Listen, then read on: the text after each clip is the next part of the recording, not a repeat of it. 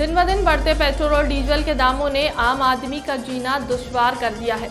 महंगाई के दौर में आवास पर इसका असर साफ तौर पर दिखाई दे रहा है। उत्तर प्रदेश के महोबा जनपद में आम आदमी पर पेट्रोल और डीजल की बढ़ी हुई कीमतों की मार साफ तौर पर दिखाई दे रही है। सब्जी और दैनिक उपयोग की जाने वाली सामग्री की कीमत पर इसका सीधा प्रभाव पड़ रहा है। पेट्रोल और डीजल के पिछले 10 दिन से लगातार बढ़ते दामों को लेकर आम जन के बीच खासा आक्रोश देखने को मिल रहा है। लोगों की अगर माने तो बढ़ती महंगाई पर नकेल कसने में सरकार नाकाम साबित हो रही है। आपको बता दें कि महंगाई की मार के चलते आम आदमी से लाकर व्यापारी तबका खासा परेशान नजर आ रहा है। जनता की आवाज ने केंद्र सरकार से दिनों दिन बढ़ते पेट्रोल और डीजल की कीमतों पर जल्द से जल्द लगाम लगाने की अपील की है।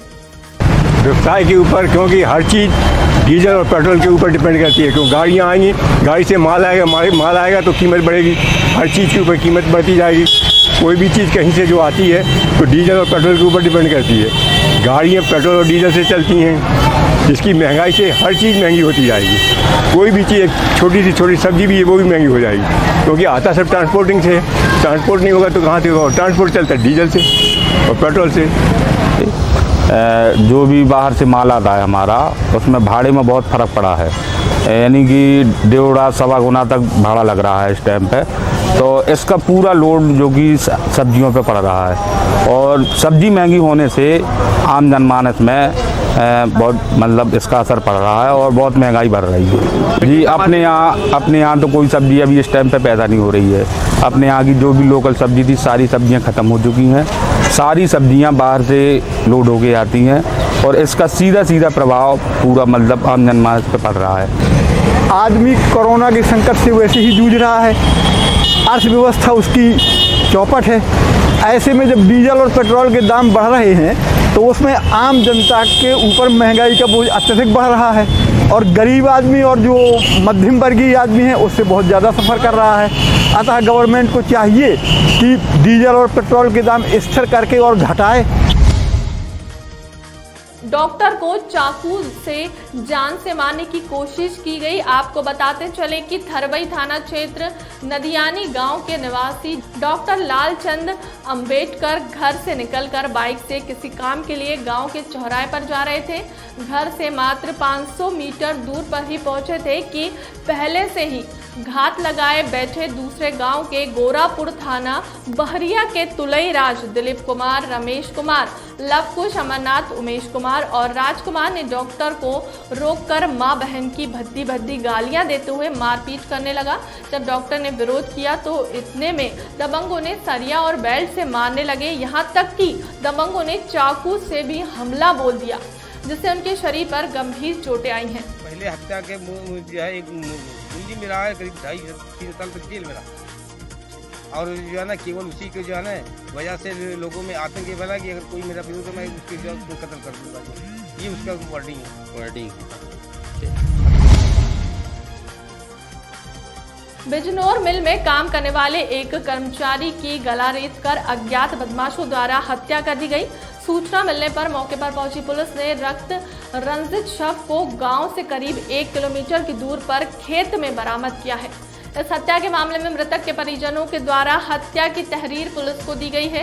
इस हत्या को लेकर पुलिस ने शव का पंचनामा भरकर लाश को पोस्टमार्टम के लिए जिला अस्पताल बिजनौर भेज दिया है। किनके द्वारा हत्या की गई है अभी इसका पता नहीं चल पाया है। पुलिस ने इस हत्या का खुलासा करने के लिए टीम का गठन कर दिया है। मैडम जी, मामला है क्या है? थाना नगीना देहात के रजपुरा का एक व्यक्ति है अनिल पुत्र यादराम। इसकी जो है लाश मिली जंगल में, मीरपुरा सुल्तान के पास एक जंगल में इसकी लाश मिली है, और इसका गला काट के इसकी हत्या कर दी किसी के द्वारा। उसमें उनका शव पोस्टमार्टम के लिए भिजवा दिया गया है। मुकदमा पंजीकृत करा दिया गया है। आवश्यक कार्रवाई की जा रही है। जुनावाई ब्लॉक के ग्राम पंचायत करियामई में 26 जून 2020 रात में चोरों ने 2 घरों से की चोरी। पालू सियाराम और रविंद्र नरेंद्र के घर से अज्ञात लोगों ने लगभग दोनों घरों से 90,000 रुपए की चोरी। के पालू के घरों से लड़की की शादी के कपड़े, तोड़िया के घर से 8,000 रुपए और रविंद्र के घर से 20,000 रुपए, 250 ग्राम की तोड़िया, कुंडल और कुछ कपड़े ले गए थे। चोर दीवार कूदकर घर में अंदर आए और चोरी कर किवाड़ खोलकर भाग गए। आपके घर में जो चोरी हुई थी वो रात करीबन कितने बजे हुई थी? अब हमें नहीं पता, हम सो रहे थे छत पे। अच्छा, आपके कोई लोग पहचान में आए? कोई पहचान नहीं है। आपका नाम क्या है? रविंद्र यादव। Son of? नरेंद्र सिंह। क्या क्या चोरी हुआ है आपका? 20,000 रुपये और 250 ग्राम की चूड़ियाँ हैं मेरी बीवी की, और 98 भर के कुंडल हैं, एक मोबाइल है और 4-5 साड़ी है। चोर किधर से आए थे, कोई पता? कोई पता नहीं। कितने लोग थे? कोई पता नहीं।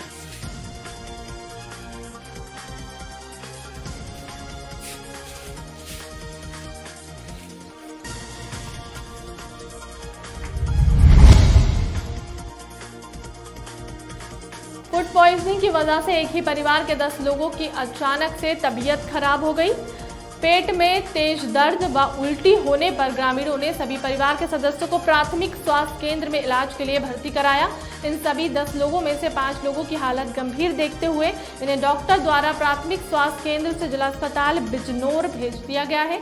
जनपद बिजनौर के कोतवाली देहात क्षेत्र के गाँव सैदपुर में रहने वाले एक ही परिवार के 10 लोगों की फूड पॉइजनिंग की वजह से अचानक तबीयत खराब हो गई।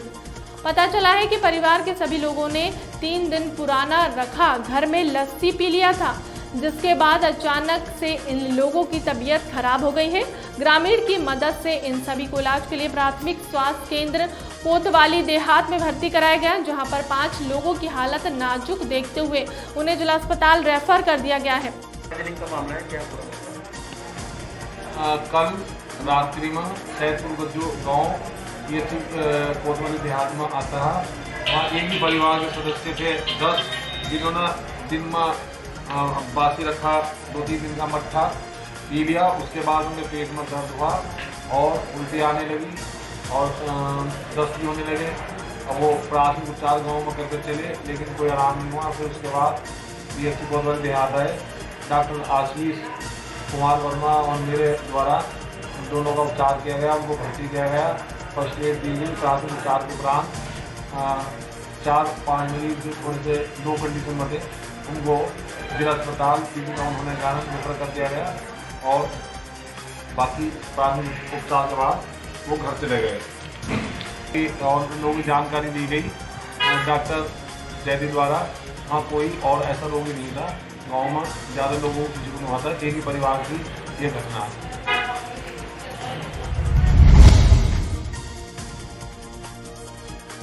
बिजाईपुर विकासखंड के ग्राम पंचायत कचरा में ग्राम प्रधान की मनमानी से ग्रामीण परेशान है। गांव में नाली निर्माण न होने से गांव की गलियों में जल भराव हो जाता है और ग्रामीणों को आने जाने में भारी दिक्कत का सामना करना पड़ रहा है।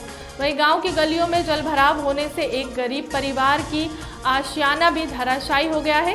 कचरा गांव निवासी रतिभान विश्वकर्मा ने बताया कि गांव के ही रहने वाले दबंग व्यक्ति ने, जो कि प्रधान का चहीता है, प्रधान के कहने पर पहले से मेरे दरवाजे के सामने लगे खंडीजे को उखाड़ कर इसमें मिट्टी डलवा दिया और उसके बाद खंडीजे को ऊंचा कर दिया और नाली निर्माण नहीं कराया गया। जिसके बाद बरसात का पानी मेरे घर पर घुस गया और मेरी घर की दीवारें गिरकर धराशायी हो गई, जिसके बाद मेरा काफी नुकसान हुआ है। मामले को लेकर पीड़ित परिवार ने जिले के आला अधिकारी से गुहार लगाई है, पर पीड़ित को अभी तक न्याय नहीं मिला।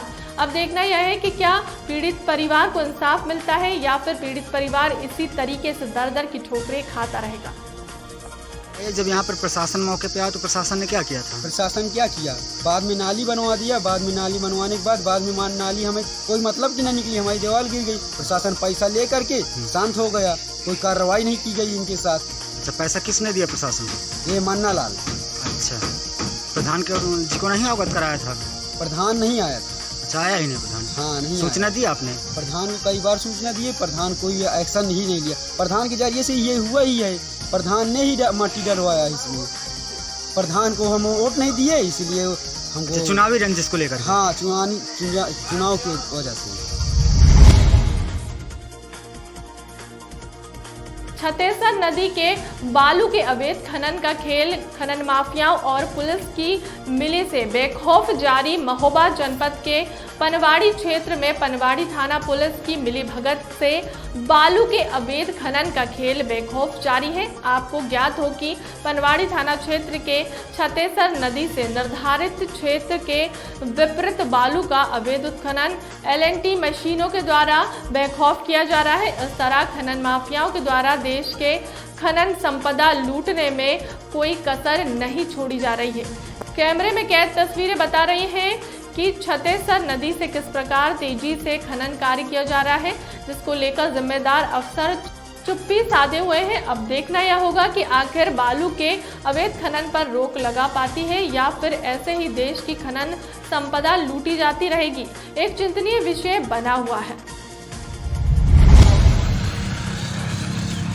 प्रयागराज के बहरिया थाना क्षेत्र के ग्राम खानपुर में जमुनी देवी अपनी बीमार मां के साथ रहती है और जमुनी देवी का पुत्र धीरज कुमार नौसेना में कार्यरत है।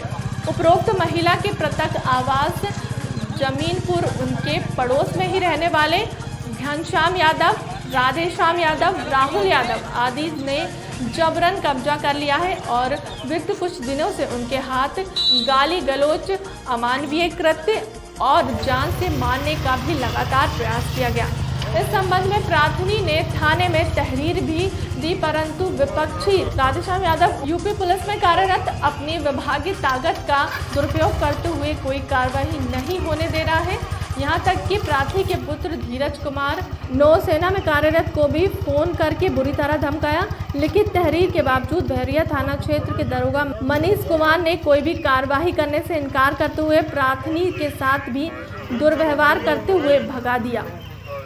हार थक कर प्रार्थनी के पुत्र धीरज कुमार यादव ने भी पुलिस को सारी घटना से अवगत कराया, परंतु अभी तक पुलिस की तरफ से कोई ठोस कदम नहीं उठाया गया। बच्चे नाम क्या है? क्या समस्या है आपकी? राहुल और घनश्याम का बहुत परेशान कर। कौन परेशान कर रहा है? मार रहा है, गरिया रहा है।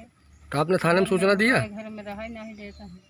अच्छा, थाने में सूचना दिया आपने? हाँ, थाने वालों से कोई सुनाई नहीं कर रहा है।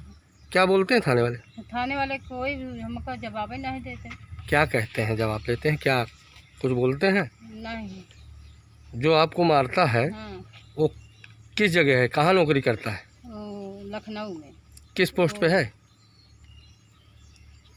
पुलिस में है। पुलिस में? हाँ। लखनऊ में पोस्टिंग है उसकी। तो आपको क्या बोलता है? घरे हैं। मारता वगैरह है? हाँ, घनश्याम राहुल घरे हैं। घनश्याम कौन है? जो नौकरी करता है? नहीं। हाँ। उनका राधे श्याम नाम है। उनका राधे श्याम नाम है। आपको मारता कौन है? घनश्याम। घनश्याम मारे। हाँ। आपने थाने में सूचना दिया? हाँ, थाने वाले क्या बोले? थाने वाले कुछ नहीं कहे। हाँ, कुछ नहीं कहे। और कहीं सूचना दी है आपने? थाने में दी है और इलाहाबाद गए रहे। कहीं सुनवाई आपकी नहीं हुई? नहीं। कौन सा गांव है ये? खानपुर। खानपुर। हाँ। तहसील कौन सी लगाती है? फूलपुरा। फूलपुरा। हाँ। बहरिया थाना? हाँ, थाना बहरिया? हाँ, बहरिया थाना बहरिया। ठीक ठीक, आइए।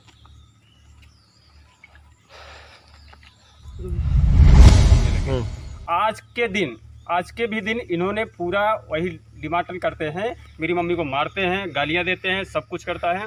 मेरी कहीं भी सुनवाई नहीं होती। आपने कहाँ कहाँ शिकायत दिया? हमने लखनऊ दिया, फूलपुर दिया।